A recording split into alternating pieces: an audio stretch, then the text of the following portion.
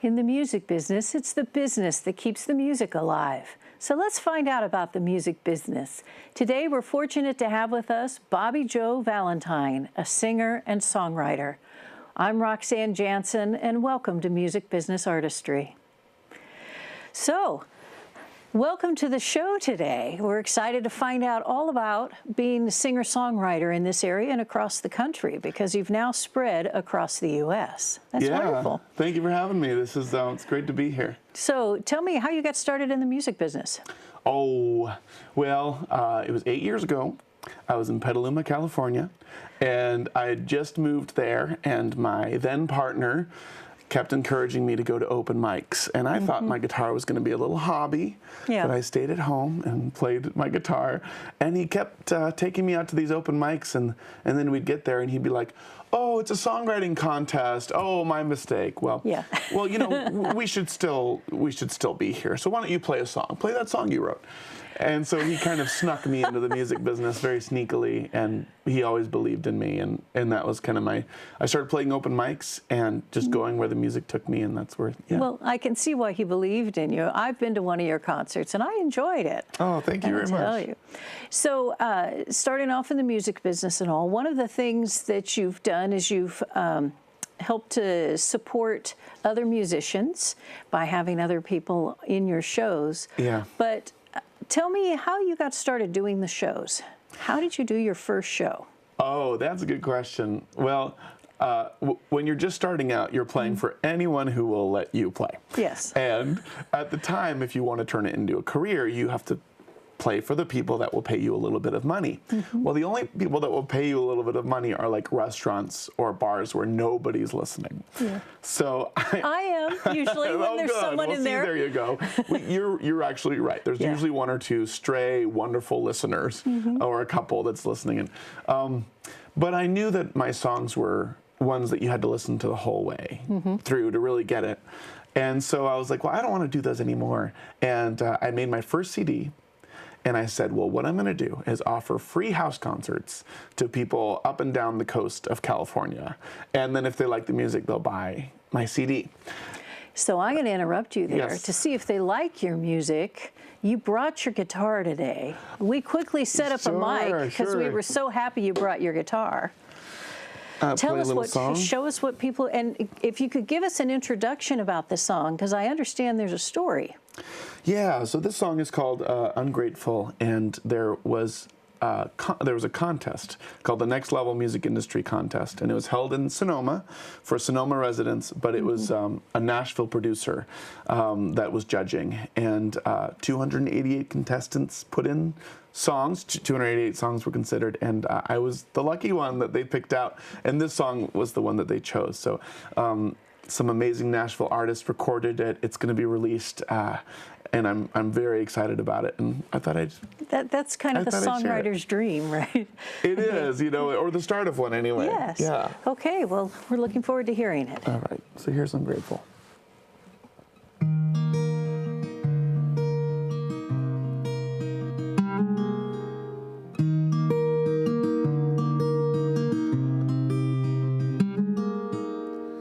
Fire and waves and forests, cinnamon and wind, pain and hope and wonder trapped inside these bones and skin. Beauty all around me that I never stop to find. And I can be so ungrateful. I can be so ungrateful. I can be so ungrateful sometimes.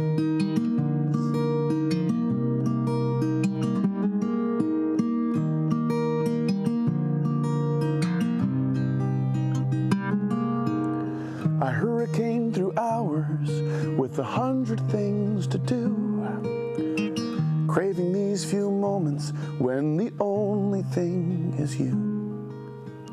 But then a bright screen calls me and I leave you with the wine. Oh, and I can be so ungrateful. I can be so ungrateful. I can be so ungrateful sometimes.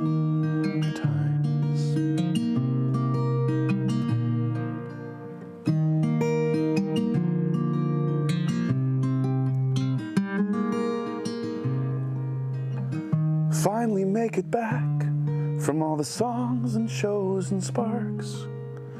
And you were home from work and watching TV in the dark. Stumble through the doorway after tour for weeks and weeks. Drop my heavy suitcase, kiss your hands, your mouth, your cheeks. And the moon's a golden beacon on the ocean of your eyes. And I can be so ungrateful. I can be so ungrateful. I can be so ungrateful sometimes.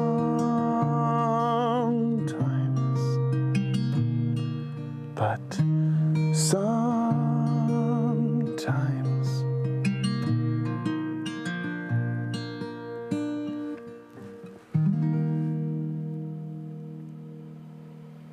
That was great. I want to sit like here that. and clap. Oh, thank you so much. I'm I glad you enjoyed liked that. it.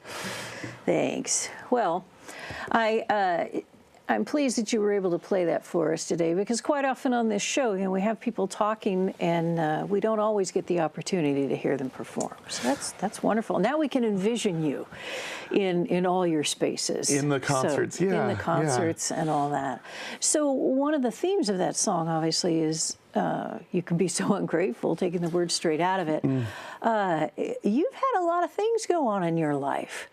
So being grateful maybe sometimes has been a hard thing to strive for.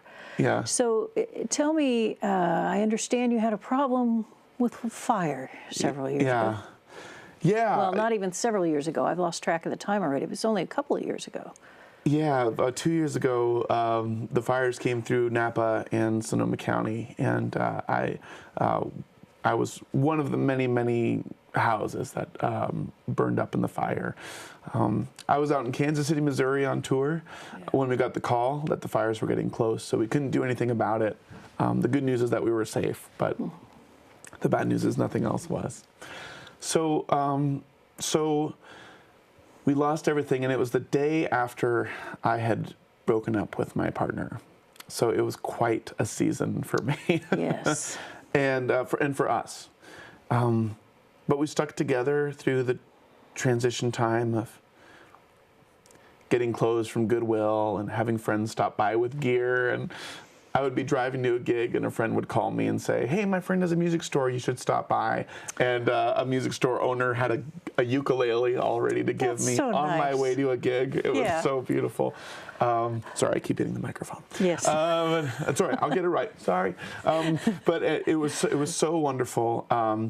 And really, what I really saw there is you really don't know how many people love you until a disaster happens.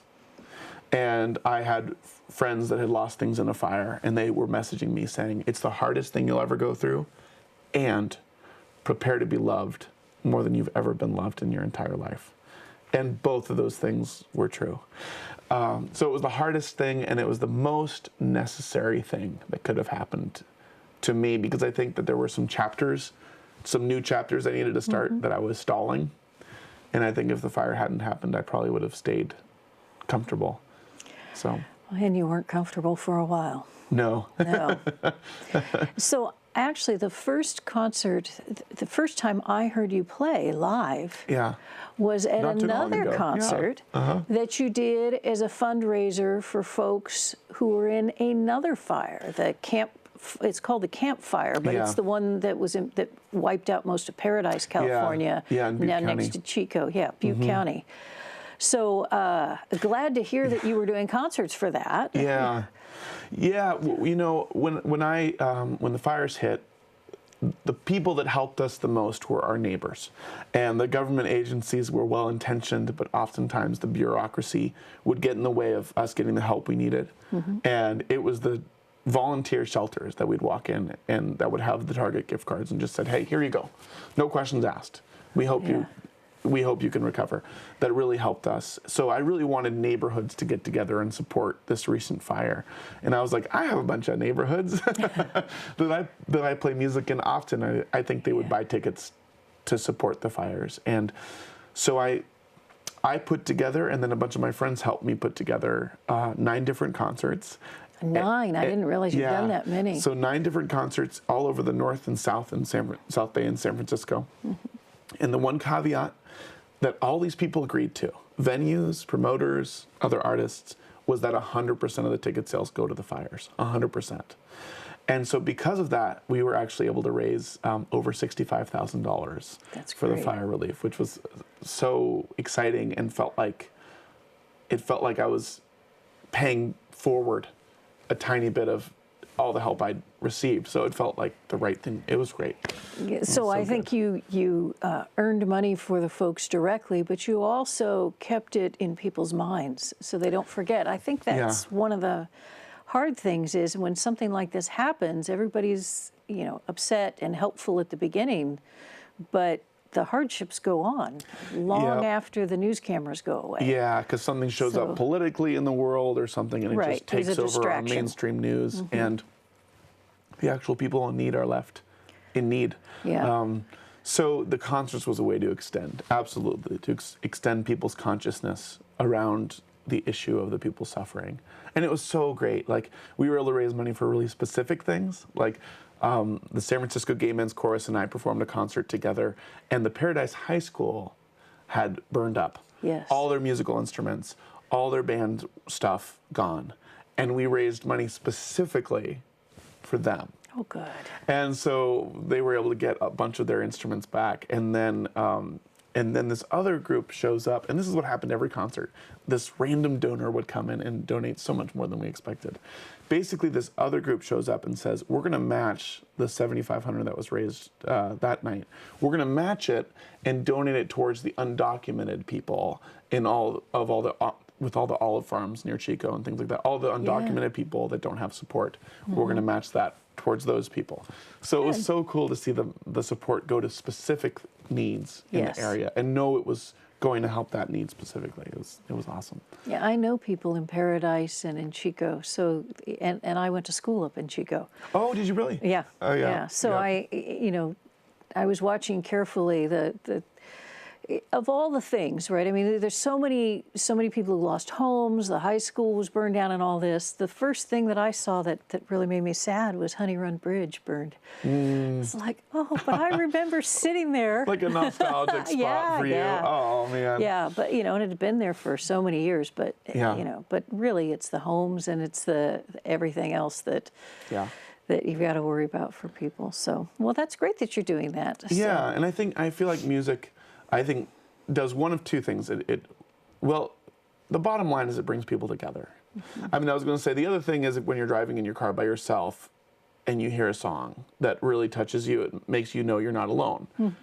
But that's another version of bringing people together, of course. Yes. So I think that's really what music is there for, is to let us know we're not alone. And in all these fire relief concerts, I really felt that. I had people messaging me, and it was like, even if the money was going to a different thing, they'd be like, hey, we just lost our home in the fire. And it means so much to know that we're not alone. Yeah. And that's, like you said, just that presence of having a concert for them. That people haven't forgotten and that people still really care. Important to people. It's important to all of us. And it goes on for years. It goes on for years. Oh, we're going to be repairing for 3-4 years, maybe more. At the minimum. And then all the time for the trees to grow and all the everything. Yeah, it's going to be impacting them for many, many years to come. Yeah. Just like it did in Sonoma County. Yeah. And it's still impacting them. So tell me, as you have been playing music, I have heard you've written songs. What do you consider are your influence in music? What kind of music do you feel has crept in or jumped in to your music? Well, one of the most recent quotes that was really funny in the newspapers, they referred to my work as, they referred to me as the love child of Gandhi and Stevie Nicks. Yeah. Okay. Just great. It's so funny. But I think that my influences is musically is all over the place and very much in like kind of the pop folk genre. But I grew up in Baptist hymns, so that melodic instinct is in me of just kind of beautiful, simple melodies. Yes. And then I grew up reading voraciously. And so the poetry of how to say a line that says the same thing that we're going through, that everyone's gone through for thousands of years, but how to say it in a way that's new enough that it slips through our cracks of defenses and really helps us where we need to be helped. I grew up, I think my reading helped with the poetry. So Baptist hymns, poetry, and then when I was 13 or 14, I stumbled upon one of those FM radios, and when my parents had gone to bed, I would sit there and listen to alternative rock and pop for 2 hours. You bad child. When you were supposed to be going to bed and everything else. Thank goodness, you know. Amen.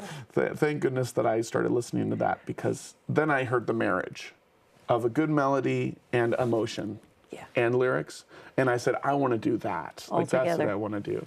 And I don't think the dream ever really coalesced until I was about 23. I had a detour where I wanted to please my Baptist parents and went to Bible college and was a music director for a couple years of a church. But thankfully I found my way to, I think, my most authentic way of sharing, which is the music. So it's a smorgasbord. I hope that answers your question. It's kind of all over the place. Well, it's nice, though, that you have the background of having been a music director and hearing different kinds of music and letting it all come together.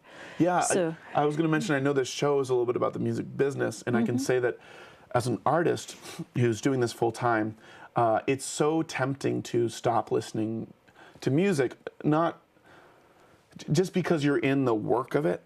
It's like you're in the sausage factory, so you're not as hungry for sausages. You know, you're in the work of it, and sometimes you can lose your love for music. And just recently, last year, I've found it again, and it's the best thing in the world to constantly be like vitamins, just consuming as much music as I can and enjoying as much music as I can has helped and influenced me so much in this last couple years. But it's easy to lose it in the business of it. Yeah, I think you're right. I actually know some people who've quit the music business just because it got too much. Just got too much. Too long of hours and too much intensity. Yeah, and in between many people on the point where they can make a full-time living, right now there's this really large swath of middlemen who are selling you the idea of getting to the next level, but don't have it. And so they'll take all of your hard-earned money and they'll use it up without you getting there. And that's why a lot of people end up getting burnt out, whether it's a record label that can't really deliver or a manager who wants you to sign away 10% of your gross before any measurable promises. This is really common. You can be tempted to think that's the way it works. So you kind of sign your soul away. And then once you've given away that piece of your soul, you don't really want to do it anymore. I know some friends too who have struggled with that. So how have you resisted that? Well, I was lucky that I've always had a really quirky marketing mind. And so I knew that if I could get in front of people that were listening, then I really felt like they'd support my work, and it's turned out to be true. So I started with those free house concerts, and some of my biggest fans to this day are from these free house concerts. And then from there, I got invited to like festivals, and like a progressive, gay-friendly church invited me to perform at their church. And then I was like, oh, that's fun. I might do more of that. That kind of marries your parents' goals from the past and the modern one. Exactly. So that must feel good. It feels good, although they never say it because they prefer it be an independent Baptist church every time. Yes. Which is, hey, Mom and Dad, I'm performing at one tomorrow. I'm actually going to Greenville, South Carolina, and I'm playing at this First Baptist Church. In Greenville, South Carolina, that was the first Baptist church in Greenville to invite the San Francisco Gay Men's Chorus to perform. So they're delighted to have me, and it's going to be great. That's great. So you're right. It's totally marrying and redeeming all the pieces of my past. That helps you perpetuate it. I mean, it helps make it last longer if you can bring in all the things you love in your life into the same thing. Yeah. And go ahead. I was just going to say. I knew you were going to do that. Right? You were like, you're going to elbow that guitar, and you were so right. One thing I could say if there's any artists watching that want to see what really works for them is to do that, to tap into your story, your actual life experiences, and ask yourself if there are communities around the nation that are going through a similar thing that your personal experience went through. So I went through some things as a kid, and I wrote some music about like child abuse prevention. And now when I tour, almost every time I'm playing at a child abuse prevention agency that runs a fundraiser, and I get to do something I believe in. They get to have, hopefully, music that connects with their audience there, and it's just a win-win-win. Same thing with these progressive churches. It's like they want someone with a belief system that's mystical and open-hearted, and they're excited to learn something outside of their normal faith. So they're delighted to have me, and that taps into my past in a beautiful way. So I think if people just look a little closer at the lines of their story, their past, they'll actually find a couple things outside the normal music industry that they can start with. And from there, roots turn into trees, and trees start bearing fruit. And that's what is happening in my life right now. Good. So, yeah. I also have heard quite a bit of nature in your songs. Yes. Yeah, seems like that's a big part of your life. Oh, I love the ocean. I grew up 30 minutes from Bodega Bay, so I'm always out there writing something. And anytime I can get out in nature, some song's gonna hit me, guaranteed. Yeah. Yeah, I find that if I don't get to the ocean, I was just telling my father the other day that I've got to get to Monterey. I haven't been there. It's probably only been 3 months or something, but so much has happened in the last few months. It feels like it's been way too long. Yeah, I know that feeling. So, yeah, got to get to the ocean. So, and I've been to the Southern California ocean recently, but they're totally different feelings, you know. They Got to are. get to that one as well, but you've also got to get to at least Monterey and further north, Yeah, Monterey is perfect. Have you been out to Totally Mendocino? Of course. Mendocino. So I made my second album ever in Mendocino. Oh, you did? Yeah, and David Hayes, who's Van Morrison's bass player, still lives out in Mendocino, and he jumped on my record. So on my second excellent. record, I got to say I had Van Morrison's bass player. So good. who else have you had? I mean, you had mentioned someone else, a drummer or someone? So just recently on Ungrateful, I had it was music directed by the music director of the Grand Ole Opry, Wow. Reba McEntire's keyboardist, Big and Rich's drummer. There was someone else. Anyway, it was just all the wonderful people. Bonnie Raitt's electric guitarist. That really, and it was so sweet. So we recorded the song in Nashville, and then they didn't have to do this, but then they went out of their way to say that they really connected with the song. And it was just like, I don't know, it made me feel like there's still good people in the music business. And there are. There are. But sometimes they're hard to find. Yes. Because usually the louder ones are. Exactly, and that's what I was about to say, is that sometimes it's the quieter ones who really have you the just good never heart. know. So Yeah. you have to pay attention to the quiet ones as well. Yeah. There's this agree. guy named Drew Pierce that if anyone in this area gets a chance, he runs a house. Now keep in mind, this could air anywhere in the country. Nice, right? yeah. So when you here say in this area, you mean in the here San in the Francisco Bay Area? San Francisco Bay Area. There's a guy named Drew Pierce, and he runs. So there's a big festival called Outside Lands, and he runs a house concert series called Inside Lands. Oh, Isn't very that good. the best name? Yes. And he's just this quiet champion of the hardworking artists that are saying something meaningful. And he's just been, it's like every time I have a show, this guy is there. It's amazing. And there's fans that honor me with their presence at almost every show. I can just count on them being there. And don't even have to really go out of my way to ask them. They just show up. So means the world. I did hear you mention earlier, so I want to make sure we find out that you're starting a nonprofit about music. Yes. So I'm really excited about this. So the summer of 2019, I'll have launched the Rest.world. And So say that again. so it's the Rest.world, and that's actually the website too. Okay. So it makes it easy to remember the website. But it's specifically for the artists in the world that are overlooked and underserved. And that can be for any reason. So it's not about just race or just sexuality or it's about the people that fly just under the radar. Some of whom just don't know how to market themselves. Exactly. It's about a waiter in Idaho who writes better songs than any of us, but has been burned by the music industry. Yeah. That's what this is for. Okay. And the reason for the nonprofit is to raise money from talented and believing churches, individuals, and large business sponsors. And thankfully, I have the kind of gumption that I think we're going to be able to do that. And yeah, I think you do. and then we're going to take that money, though, and we're going to just funnel it straight to the people that are willing to work on their art and have art that deserves to be heard in the world, that aren't served properly. And literally, I already have like 10 people in mind. Like, we're going to call them up and we're going to say, hey, we believe in you. We have $5,000 worth of things to offer you. Yeah. You know? I have certainly found that some of the best musicians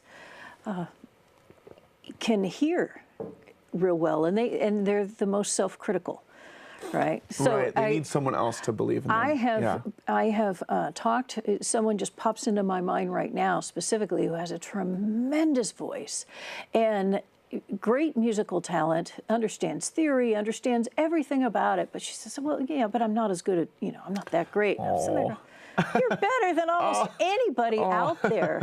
But of course, sometimes they just need some confidence. They need someone to tell them that they're good. Yeah, and someone else to do the marketing. But you don't generally get that. You've got to learn to do your own marketing. You do, and I hope what we'll do is teach a person to fish. The whole saying, teach a person to fish, and not just give them fish. So I hope a lot of that is going to be actually sitting them down and having, hey, we have a 5-day retreat, and then, oh, surprise, it's actually a career crafting. We're going to do a couple days on career crafting, and here's how to make money with your work. And I'm really excited about it. That's great. I think it's going to go really well, and so we'll see. Yeah, I think that's fantastic. I think that's what a lot of people need, and it's nice to see you passing that along. So you're passing along things with your, doing concerts for other fire folks who've been in a fire. I know a lot of people hate the word victim, so I stop myself real fast. But it's helping other people who've been in a fire, but you're also helping other musicians who maybe don't understand or don't have the confidence to market the way. Yeah, and I get so much more energy out of talking about other people's art than everybody mine. does, and everybody does. It makes it much easier. I think that's the 100%, case, and so that's why it's nice to work together with people. Yeah.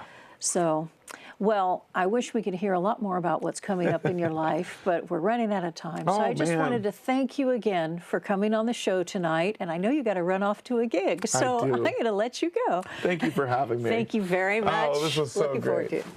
forward to it.